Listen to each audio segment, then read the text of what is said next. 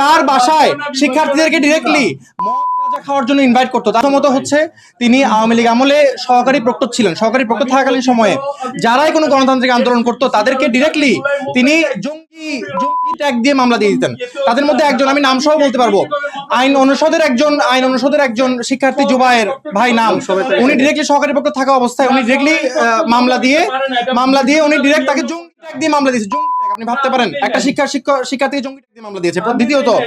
দ্বিতীয়ত হচ্ছে উনি তার বাসায় শিক্ষার্থীদেরকে ডিরেক্টলি মদ খাওয়ার জন্য ইনভাইট করতো। তার স্ক্রিনশট পর্যন্ত আমাদের কাছে প্রমাণ আছে। সে ডিরেক্টলি বলছে যে পট করবি, পট করতে আয়, ডিরেক্টলি উনি এরকম ভাবে বলতো। এটা পুরো স্ক্রিনশট আছে। এর পরবর্তী সময়ে 3 নম্বরে আসি, তিনি ডিরেক্টলি আইন অনুষদে ছাত্রলীগের যে তৎকালীন সময়ের ছাত্রলীগের নেতা সাদাফ খান, খালেদ মাসুদ, নাম সহ আমি বলতে পারবো ডিরেক্ট, তাদেরকে আইন অনুষদে ক্যান্টিনে এনে ডিরেক্টলি তাদেরকে বলতো যে কোথায় মারামারি করতে হবে, কোথায় কি যাইতে হবে, কোথায় যেতে হবে।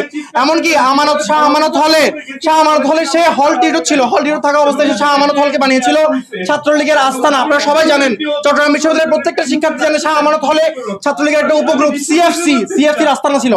সেই সিএফসির আস্তানার মূল কাণ্ডারে ছিল হচ্ছে শাহ আমানত হলের এই হল টিউটর। এমনকি শাহ আমানত হল তৎকালীন সময় যারা প্রভোস্ট ছিল তাদেরকে আমি বলবো তাদেরকে ধরা উচিত যে তারা কেন সিএফসির মতো একটা ছাত্রলীগের উপগ্রুপকে শাহ আমানত হলে ডিরেক্টলি আস্তানা বানিয়েছিল।